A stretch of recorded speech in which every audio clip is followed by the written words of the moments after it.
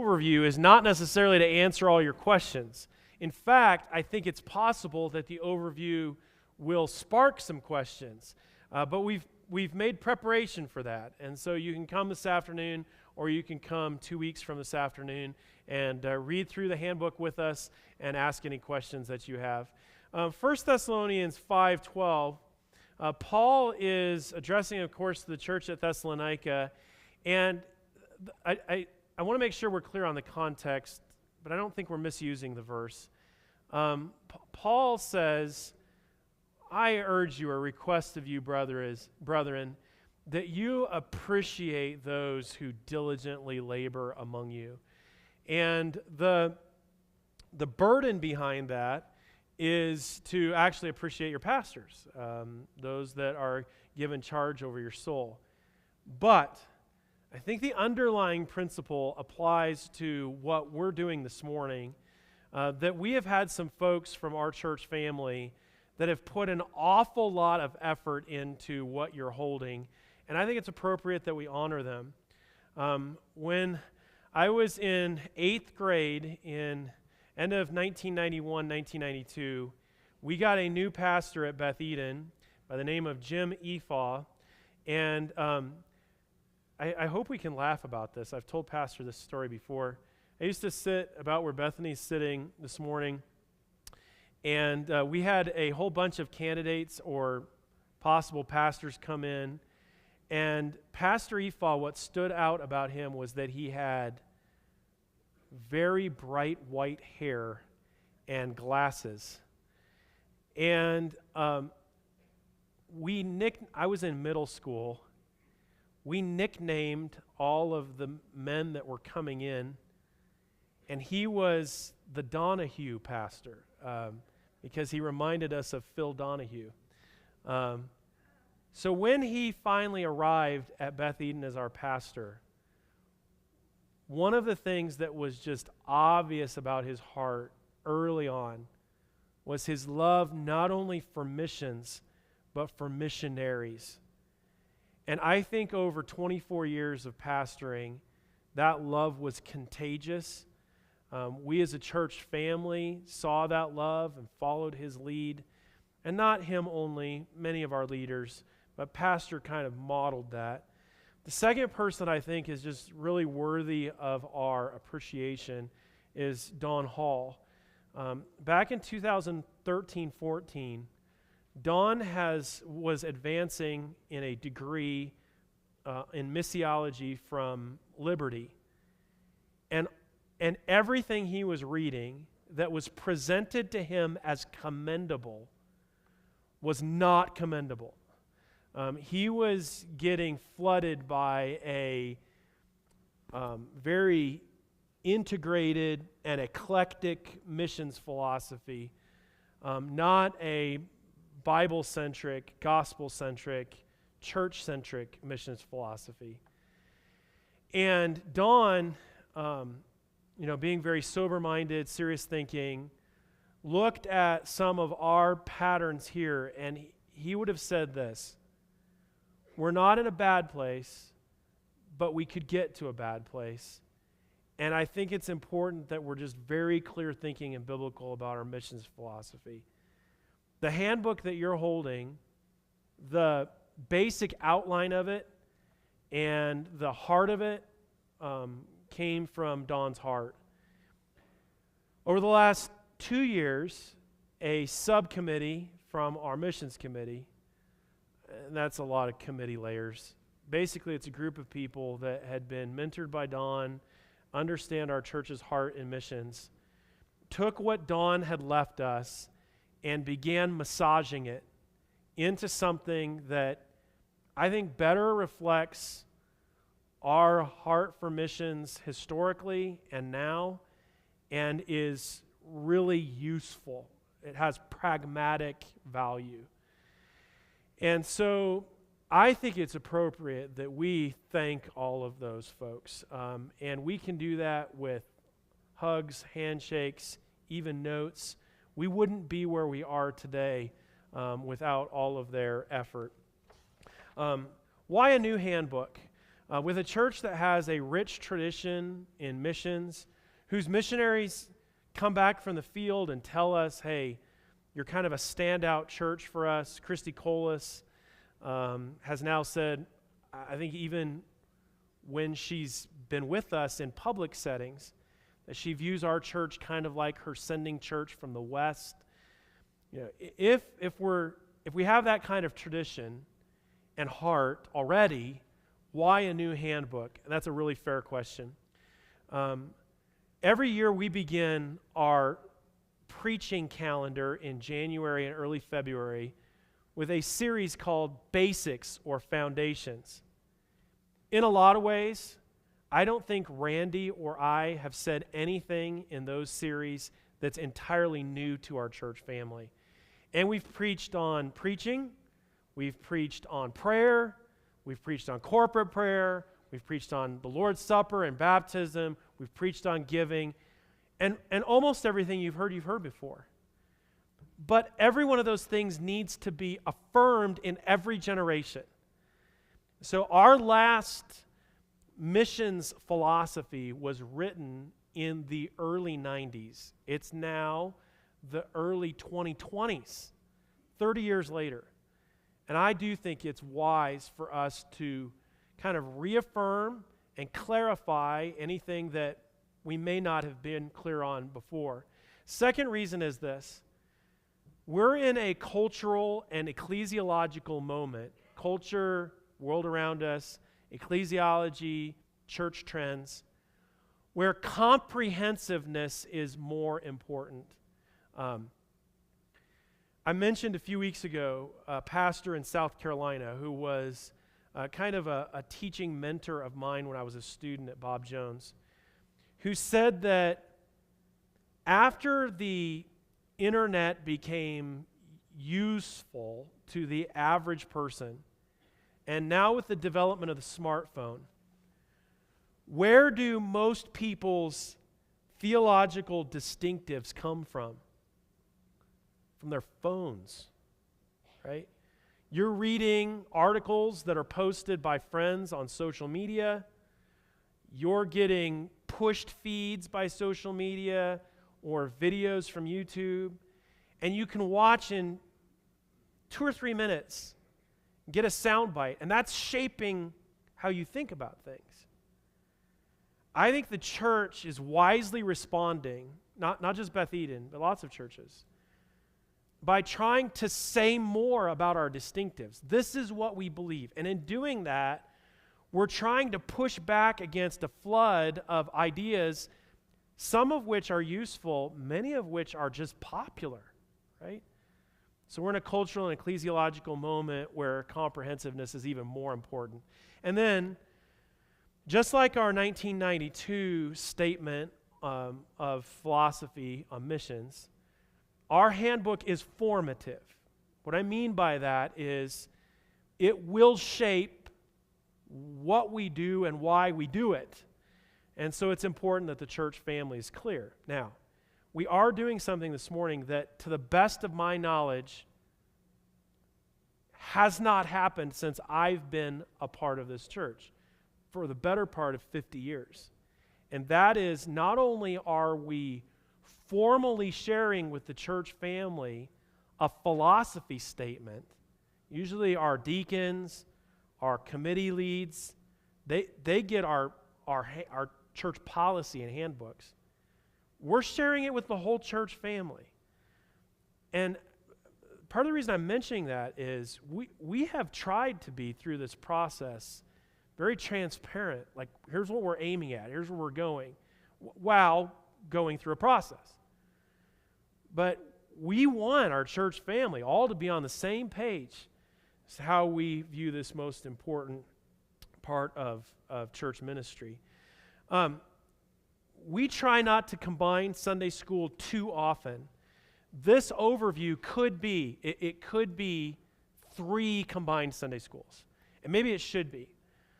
We're going to try a little different format. And that is, I'm going to just throw a whole bunch of things out that reflect the heart of what the missions committee, even the deacons, have tried to produce in this missions handbook. But if you want more, there's a way for that. And you can see, we've announced this now for weeks. You can come this afternoon at 4:30 for about an hour and 15 minutes. We'll simply read through the handbook and answer any questions that you have. Because of that, we're not going to have time to answer questions now. So what I want to do is I want to give you 4 values, or if you could say it this way, hearts that we tried to weave into this handbook. Now, eternity will determine whether or not we successfully did that, right? But we sure tried. So here are those 4 things, and this is the substance of our discussion this morning. Number 1 is a definition of a missionary. So in the summer of 2020, we had a sub-theme for our year, which was Fear Not. And the sub-theme that was, I think, for the months of June and July, which got lost in the midst of not even really gathering together in person except for outdoors once a week, was partnering even better. We asked the church family to read this book, Missions by Andy Johnson. Okay? When we recommend books as pastors, there's a reason for that, right? It's not because we just think you have lots of time and should just do some side reading. We're trying to say something, okay? And so, in the early part of the book in Missions, Andy Johnson says this: what do we mean by missions? Who should be called a missionary?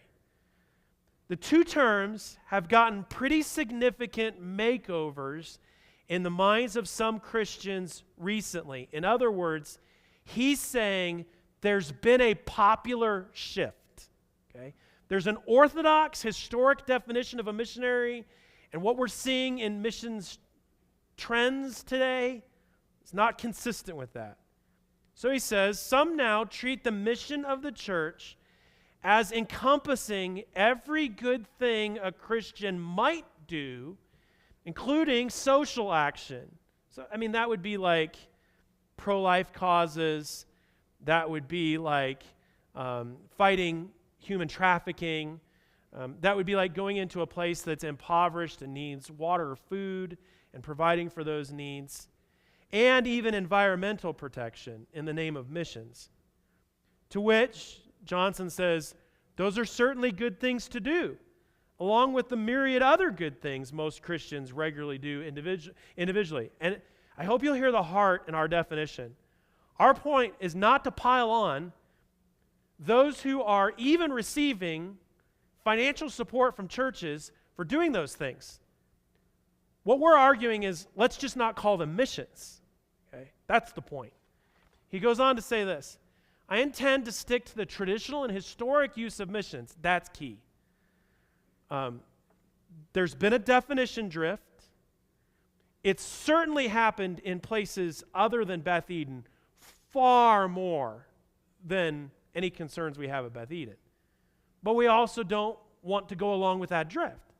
We want to return to a biblical historic use of missions, meaning, and here's the beginning of his kind of hints at what a definition of missions should be. The unique, deliberate gospel mission of the church to make disciples of all nations, evangelism that takes the gospel across ethnic, linguistic, and geographic boundaries, and then gathers churches and teaches them to obey everything Jesus commanded. You should feel in that the overtones of Matthew 28, 18 to 20, and the example of Acts and the epistles. I do, right?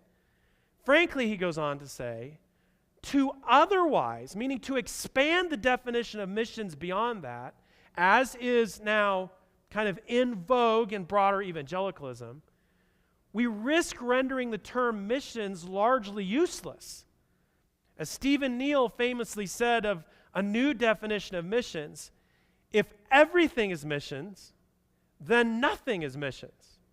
He's right about that, right? So he concludes with these comments. So again, I'll stick with the historic, traditional understanding of a missionary. Who's a missionary? It's someone who's identified and sent out by local churches to make the gospel known to those, especially those that have never heard, to gather and serve local churches across ethnic, linguistic, or geographical divides. So, to kind of frame this conversation, you probably know that, like the word Trinity, the word missions, missionary, don't appear the way we use them in the Bible. So we're left to kind of craft a definition of missionaries based on the biblical testimony. The three parts to the Great Commission are evangelism, taking the gospel to those that have never heard; discipleship, when some believe, teaching them to observe all that God has commanded us; and then gathering them into churches. We have to catch this. Have you ever noticed that we're sent to baptize them? Why is that? Well, I mean, on the very surface, baptism is identifying yourself as a believer. But as Pastor Randy preached back in January, baptism is far more than that. It is identifying with a body. And most missiologists and those who are sound in their ecclesiology would say that when Jesus is speaking giving the Great Commission right before his ascension, he is telling the apostles that the identity of new believers will not just be with a message, but with a people. And we learn that that happens in the context of the local church. And then the example of the early church. So things happen in churches that you only have to just pause and go, whoa, God is in this. So with the busyness of preaching Ecclesiastes and then Easter last Sunday, I've been pre-reading Galatians for our study that we're launching into for months. But I haven't done any individual paragraph study until this week. So I begin on Monday reading Galatians 1 through 5. I read to the churches at Galatia, and I know that's drawn out of one of the key texts in all of Acts that explains what missions is all about.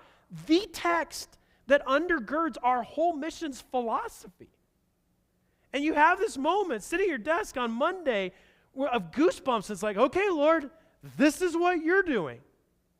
In God's providence and sovereignty, he paired something that's been planned for months now, preaching of Galatians 1 to 5, with something else that's been planned for months now, an explanation of our handbook, and he put it together right in front of us to help us see this is missions.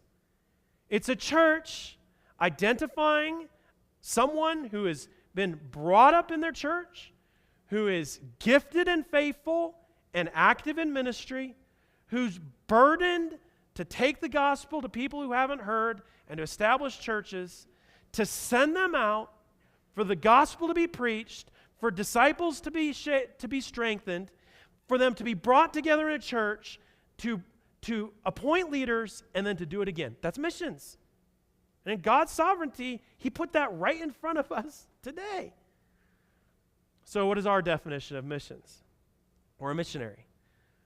I think not only has kind of the flavor of what's written by Andy Stanley in Missions, but it also has clearly the flavor of, I think, Acts 13 and 14, Acts 1:8, Matthew 28, 19 and 20. Here's our definition. Person called by God to a people or area apart from their local church. They should be sent from and accountable to a local church.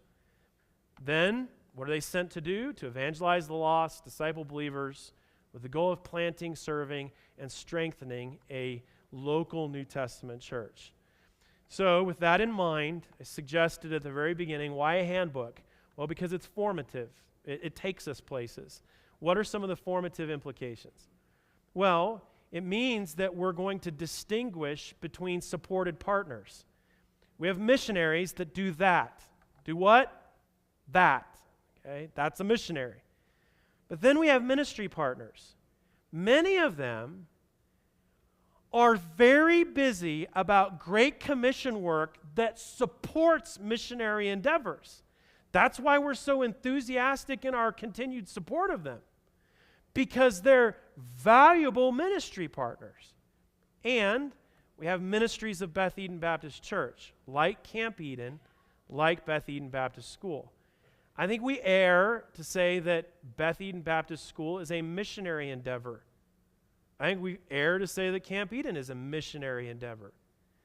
I think it's better to say that they are subsidiary ministries through which Beth Eden Baptist Church is seeking to accomplish the Great Commission. That's right.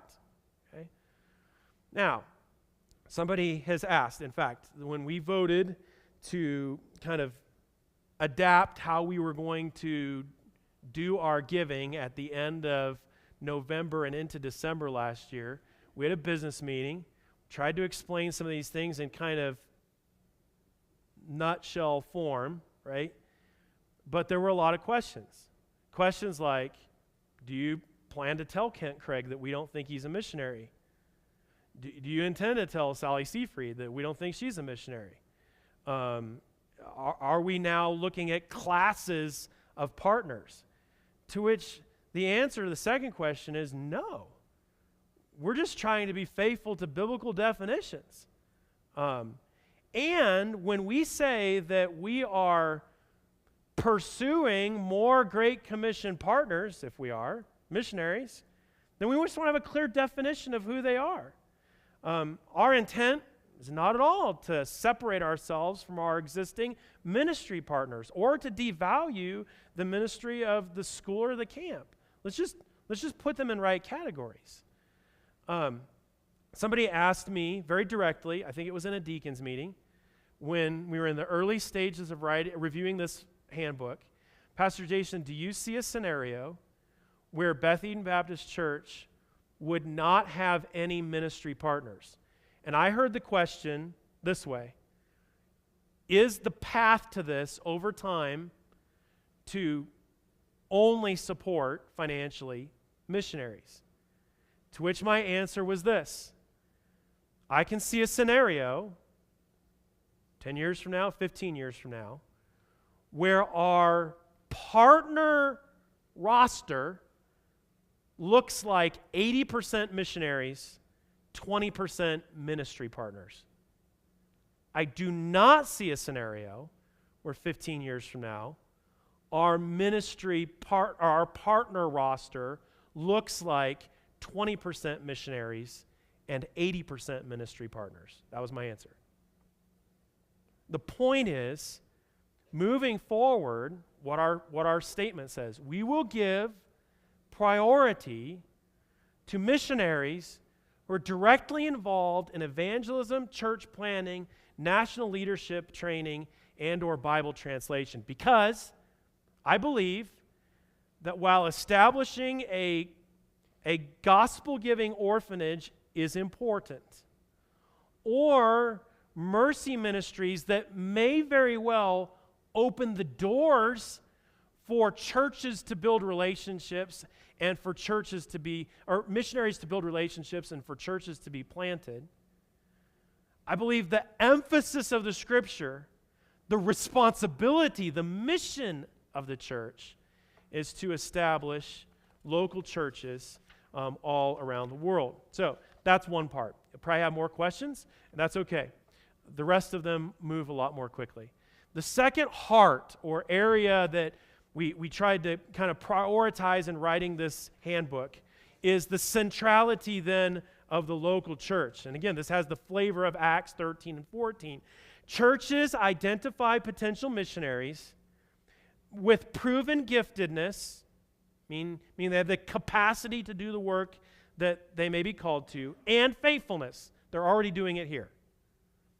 Second, churches send missionaries then to evangelize, disciple, and gather into churches So that missionary work then is an extension of the local church with much mutual edification, meaning we want to continue building up those who are sent, even those who are supported by our church, and by accountability. I think in the last 50 or 60 years, churches have been content to outsource most of the role of edification and accountability to agencies. Does that mean that agencies don't serve a purpose? No, but not that purpose.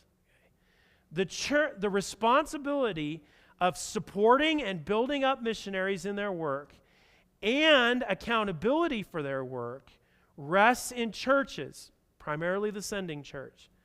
Finally, biblically established churches raise up leaders and send them out to establish local churches. In other words, churches plant churches. So, what are the formative implications of this from our handbook? If we're a healthy local church, we should expect God to raise up missionaries that we'll send out. Can I go pretty raw for a moment? There are so many things that I look at our church and I see the evidence of grace and growth and health in.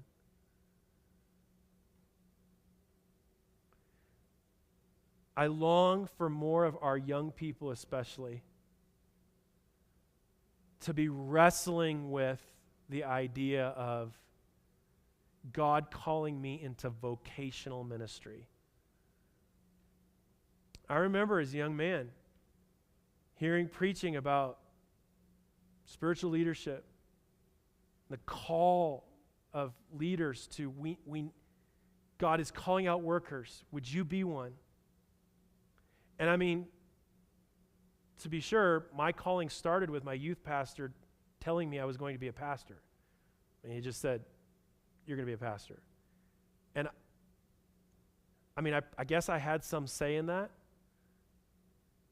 but I appreciated his leadership and his knowledge of my life. I would love to see us have kind of a spirit of expectation. Who's God going to call out next? Right? For a healthy local church, we should expect God to raise up missionaries that we send out. Second, we take on missionaries for support that enthusiastically share our view of the centrality of the church. That explains itself in the next 2 points. We view agencies as complementary. Our statement says this, our handbook says this: while such organizations, like missions agencies, may provide certain services more effectively than local churches. So they have methods and tools to get money to missionaries. They can help them with retirement and insurance issues. They may be much better prepared to address regional safety and security issues than we are. We're thankful for agencies in that. But, our last statement, they are not substitutes for churches. We have a lot of work to do to partner with our missionaries well. So, to that end, we need to know our supported missionaries and sending churches. Third, this, two-way partnerships. The heart of our statement, our handbook, is that we don't view ourselves as one-sided partners. Like, we give to you guys, missionaries that have gone out, and we don't really expect, like, we're giving money, we're praying for you, we're maybe guiding you in difficult times and providing a sounding board, when suffering or persecution comes or even sin struggles, but we don't receive any of that in return. No. The heart of our handbook says that edification and accountability goes two ways. We're holding each other accountable in the areas of doctrinal fidelity and personal integrity and even mission focus and effectiveness. We have 3 or 4 of our missionaries who come back every 3 or 4 years. They're usually here at missions conference. Pastor Randy and I, or Pastor Don before he transitioned to CABU and that work, we would spend 2 hours to 3 hours with those missionaries when they're back at missions conference. We always gave them 45 minutes of 2 hours to ask us what's going on here at Beth Eden and even make suggestions about how we can strengthen the work. One of them this morning we prayed for, who has had a significant influence in just a few short minutes over the direction of what we're doing here, because he said, look, I don't think you guys are really giving priority to this aspect of the ministry like you should, and I'm not afraid to say it. That's a good missionary, right? Just like we should have the liberty to say those things, even so we should welcome them coming back. So here's what this means practically. We must appreciate the idea of a support ceiling. What I mean by that is, if we're going to have meaningful partnerships that are going both ways in the areas of edification and accountability, we can't do that well with a church of about 260 people with 80 missionaries. Right now we have just under 40, and I feel like we're doing okay, right? Our reputation with our missionaries is A, right? We might be like a C+ or a B-, right? There's lots of room for us to be better partners in building them up, holding them accountable, and expecting the same from them. Second, we must know our missionaries and their work and be willing to be known, and we want time together. So Larry Ball, who's the president of International Baptist Mission, International Baptist Mission out of Chandler, Arizona, which is the mission board for Solomon and Sandhya Raju. He emailed about a month ago and said, would you like to have Solomon and Sandhya here in October? I said, yes. He says, what date? I said, whatever date will allow them to be here the longest, right? So it looks like they're going to be at a church in Littleton on a Sunday, October 6th, but then we get to house them during the entire time that they're here, and they'll be here on October 13th for the entirety of the day. Why is that? Because we need time with them. If we're going to have this meaningful two-way partnership, and by that, I'm not just saying the missions committee and the deacons. I'm talking about the last time that Christy was here, and we sent out an email to the church family and said, hey, she has 5 meals free. When do you want to get with her? You read that email and you go, yes! I've been praying for her. I can't wait to talk to her. I hope I don't wear her out with the conversation, right? Which brings us to our fourth point. Can we hang on for just a few minutes as we wrap up? Fourth point is this, what we've tried to weave into this handbook. Dave Doran, in his book, For the Sake of His Name, says this, I hope you, and he's speaking to every church member, I hope you will seriously consider God's call in your life and seek to determine if he wants you to carry the gospel to those who have not heard his name.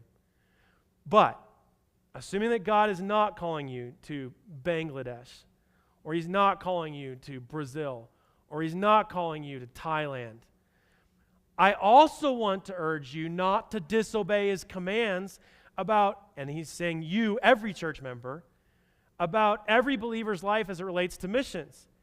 You must pray for the full scope of missionary needs, their supply, their success, their safety. You, as a part of a local church, should take seriously the responsibility to send out missionaries. Do you know that the Great Commission is our responsibility, but it's everyone's responsibility in the church, but it's everyone's responsibility? Whoa! It's my job, and I'm not talking about Pastor Jason, I'm talking about Jason Pilchard, church member at Beth Eden Baptist Church. It's my job to see that the nation's here. It's my job to hear that believers in other parts of the world grow in their walk with the Lord to obey all of his commandments. It's my job to see to it that churches are established, right? Loving and beneficiary accountability. And you should give generously of your resources to support those who are dedicated their lives to going out among the Gentiles and for sake of the nation. A few quick stories to kind of wrap up. Over the last 2 or 3 years, when both Belinda Spillman and Christy Colas have been here, they've said this, there's a change at Beth Eden. There's a change in how you engage your missionaries. They said, we've always been thankful for your pastoral leadership, primarily talking about Pastor Efa. We've always been thankful for a missions committee that knows what's happening, but the people. When we're in people's homes for meals, they know what's going on. They're asking how they can help, right? Second, Kevin Mayfield. The last time Kevin was back here, and Sharon and I got to have a Zoom call with Kevin to kind of talk through his transition back to the States. Kevin said, I see more and more at Beth Eden an every one heart for us.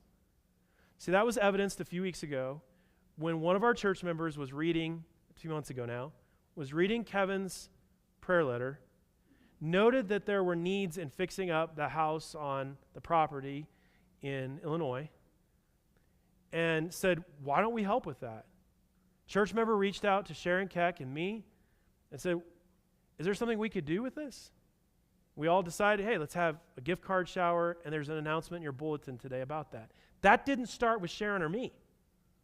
It started with a church member who loves the Mayfields, who's actually been on the field with the Mayfields, and so could see their need in ways differently than I could, and said, we should help with this.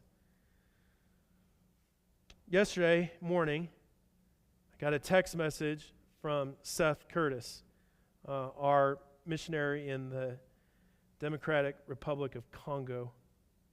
Here's the text message. Hello, Jason. I pray that your family and everyone there at Beth Eden are doing well. I just want to reach out because the mission agency scanned me a snail mail letter that was sent to me via the mission by one of your church members. That's what we just did in our service an hour ago. It was a very encouraging letter, and I was uplifted to read it.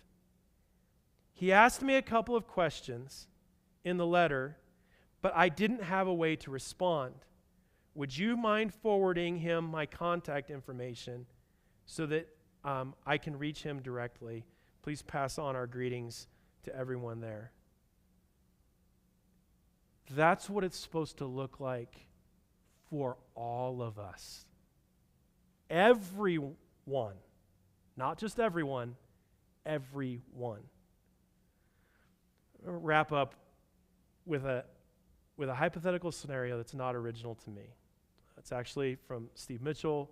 He caught me one day outside of the field house 2 years ago, 3 years ago, maybe it was longer than that. And he says, I have an idea. But the idea would best be conveyed with a hypothetical scenario. A few years ago, we got word that Christy Jyothi Ratnam could not receive, did I say Christy? Christopher Jyothi Ratnam could no longer receive American funds. It's been touch and go with Solomon and Sandhya too. And so we've tried to come up with creative ways that we could get those funds to them. Steve said, what if it happened where in the problem was not in foreign countries but on stateside? Which all of a sudden doesn't feel so hypothetical, does it? Like it feels like that could happen. Where the United States government says, as churches, you together, you cannot send funds to foreign missionaries. And they said, by virtue of the fact of your doctrinal statements, we will not be a part of polluting the world with this gospel. And so we as a church were forced then to kind of divvy up amongst us how we as individuals would financially support, prayerfully support, even engage our missionaries in return visits. Okay? What would that mean? Now, our entire handbook is written to advance a corporate view of missions. Okay? This is not signaling a policy shift. but it's an intriguing question. And here's the question. If that were to happen in the United States tomorrow, who do you know well enough? You know them. You know their work. You're already praying for them. Like this church member that had reached out to Seth, you've asked good questions that require good answers. In that moment, you would go, you know what? Children, husband or wife, let's go. This what's been imposed by the U.S. government, it's not going to stand in the way of us fulfilling the Great Commission. So everyone is going to look like everyone, and we're going to fulfill this.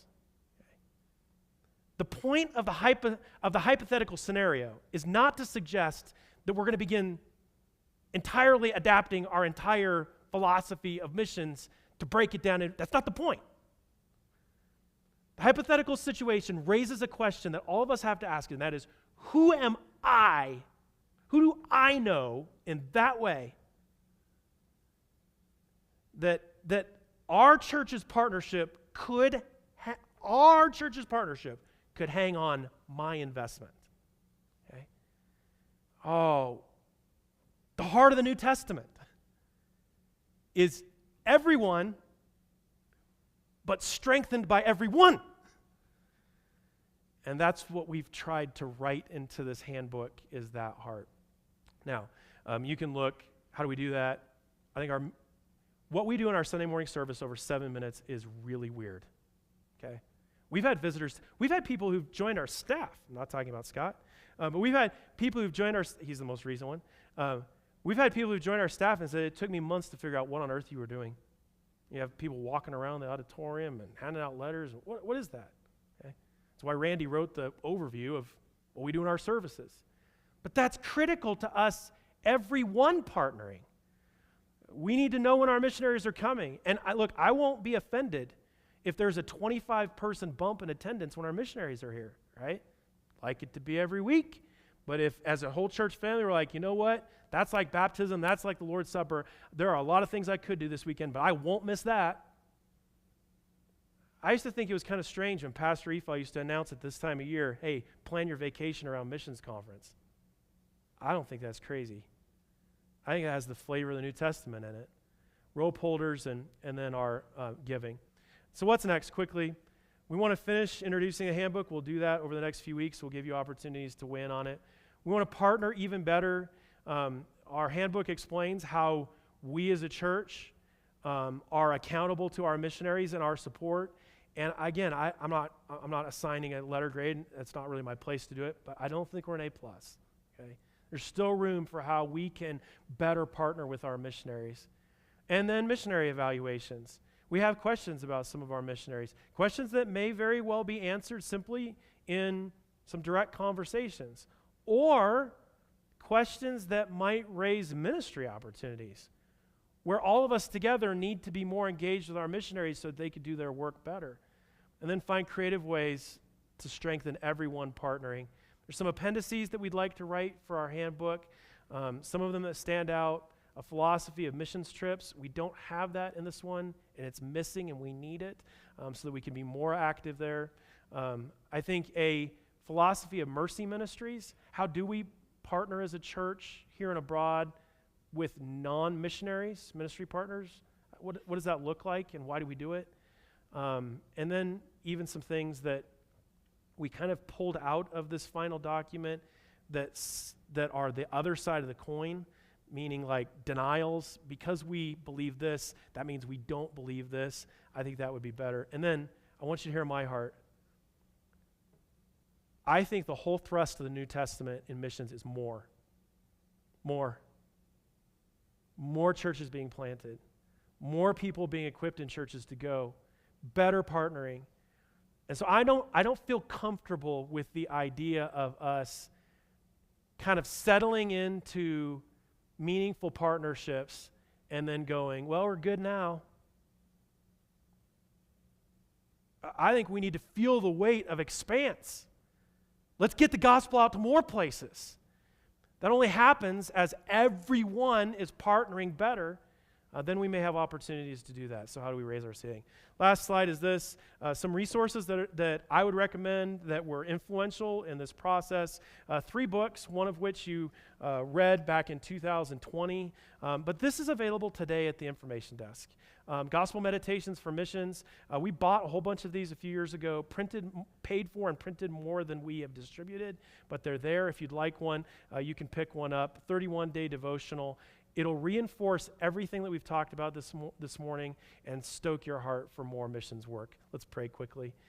Father, unto you be glory in the church, both now and forevermore. I pray to that end that we would make much of Christ, that we'd truly be a gospel-centered church that's passionate about taking this good news to the world by seeing gospel outposts established in other places. And God, I pray that we would be better partners with those that we are already partnered with, and that as we're faithfully giving, as we're faithfully praying, as we're faithfully supporting in other ways, that we may have the opportunity to push that ceiling higher and support even more for your glory. We pray these things in Jesus' name. Amen. Thanks for sticking around an extra 15 minutes. You're dismissed.